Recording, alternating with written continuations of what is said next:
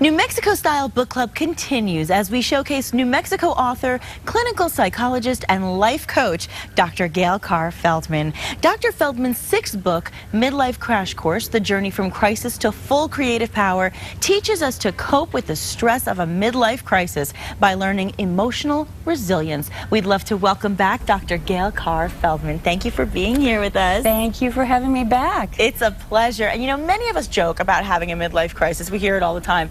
But a midlife crisis is serious. So explain what it is and who is most susceptible.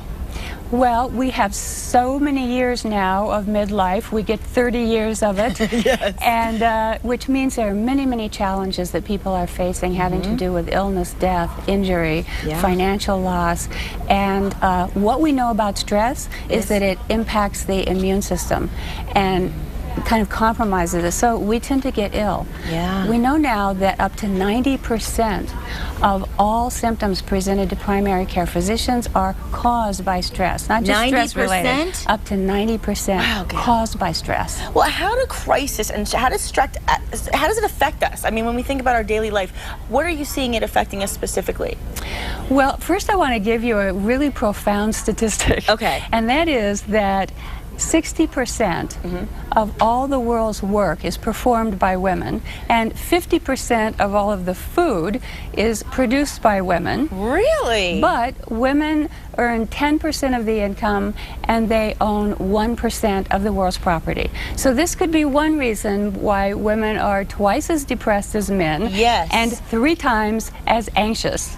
Oh my goodness. So all of these statistics are good reasons. Yeah, because you know, we hear that women are more depressed than men, and we, as women, we know that happens a lot. Right. So how do we protect ourselves emotionally and physically? Well, one of the things that we want to know about all of this is that, well, for 15 million American midlife women are reporting that they're in crisis.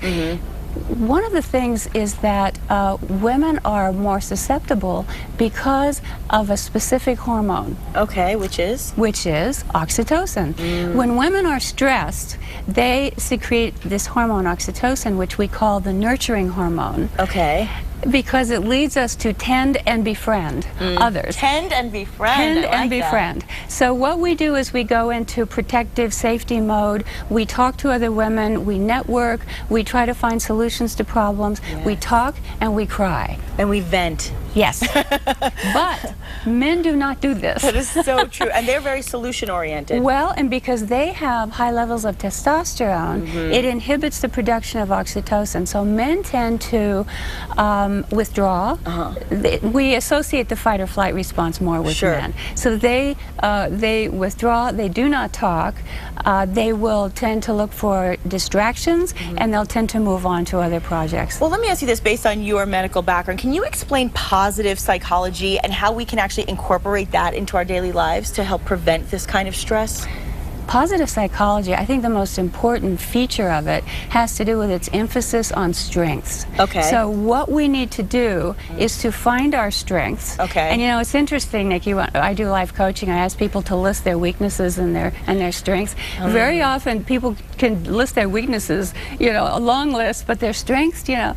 So even if you need to ask your friends, you know, what are my strengths? Get that list, find out what your strengths are, and then find ways to focus on them and to reinforce them. Reinforce them. And how do we practice resiliency in the face of so many challenges that we deal with every day? Well, you know, one of the things that's also really important for us to know is what I call the 40% factor. Okay, what's that? That comes from positive psychology too. It's the fact that's been discovered that only 10% of what happens in the outside world is responsible for whether we are happy or whether we're depressed. Only 10%? 10%. Now, 50% of it is hardwired. 50% is genetic. Sure, sure. But if you're like me and you got the gene half empty, you know, heart, there's depression runs in my family, we still get 40% of life. to choose to practice being optimistic, to being making good choices, to finding friends who will support us. That's so important, isn't it? And I know so many people are going to get so much out of this book. I know I said it last time, but I really appreciate the chapter where you talk about the daily declarations for your journey. I think that's a really helpful way to get through it all. And of course, let's remind our viewers how they can find out more about the book.